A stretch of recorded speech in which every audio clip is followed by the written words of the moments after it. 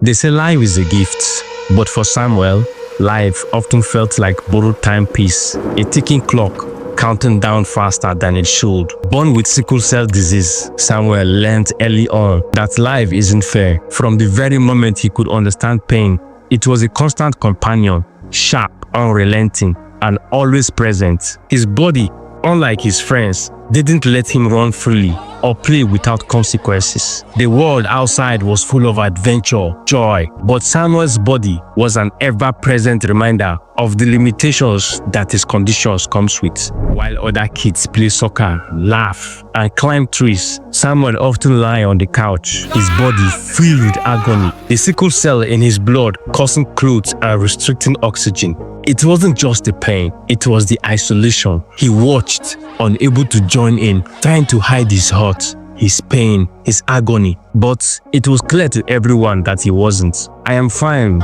Samuel would say through his clenched teeth, masking his suffering behind a forced smile.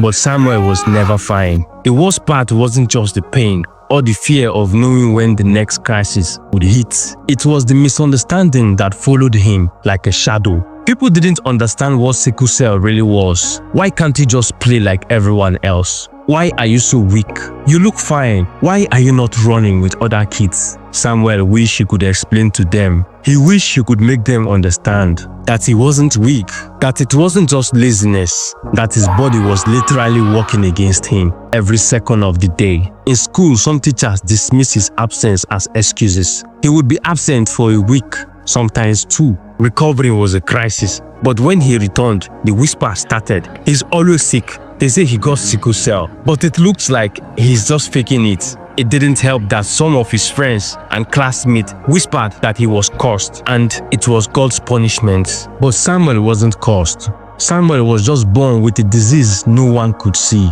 except for the scars that showed up during his worst times. Like the time his chest hurt so badly he couldn't even breathe, or the time his fingers swelled so large he couldn't hold anything, not even a pencil. Samuel wasn't lazy. He was just fighting a war no one could see. Sometimes in the quiet of his room, when the pain was so bad, it made him feel like his body was being torn apart. Samuel would dream of a different life, a life where he wasn't always sick, where he could just be like everyone else, where his friends didn't have to pity for him and his parents didn't cry themselves to sleep, worrying about his future or if he might just pass away in his sleep. But more than anything, he wanted to help other kids like him. He wanted to become a doctor, not just because he was fascinated with medicine, but because he wanted to give a voice to those who couldn't speak for themselves. He wanted to show the world that those with sickle cell were not defined by their illness. They were just people who live with a chronic condition but still carries hope.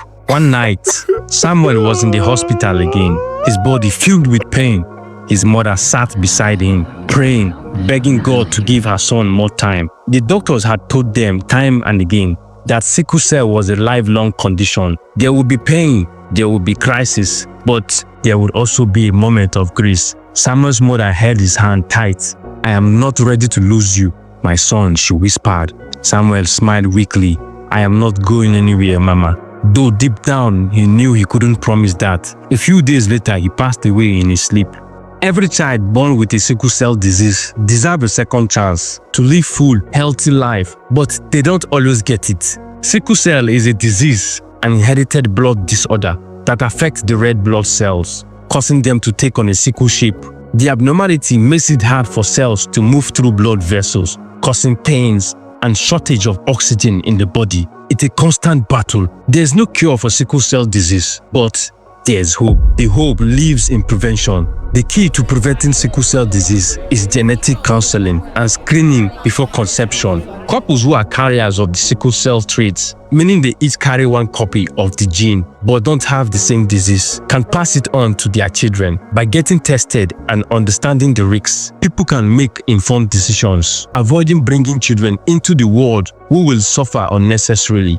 In many African communities, sickle cell is still not fully understood. Some people believe it a curse, others attribute it to spiritual causes. But the truth is, sickle cell is a genetic condition. With proper education and awareness, we can prevent the pain and suffering it causes. Samuel's story is a reminder that behind every diagnosis is a human being A person with dreams, with hopes, and with a fight to keep going. Even though Samuel's life was brief, his courage, his dream of helping others, and his ability to find hope in the darkest moments, those are the things that truly define him. Moral lesson: we must learn to understand and embrace the power of prevention. A simple test can change our future. Let's not allow ignorance fuel the suffering of innocent children. Be informed, share knowledge, and support those battling with this chronic disease. Most importantly, remember kindness and compassion cost nothing, but means everything. Call to action: if you or someone you know carries the sickle cell trait, take the time to get tested.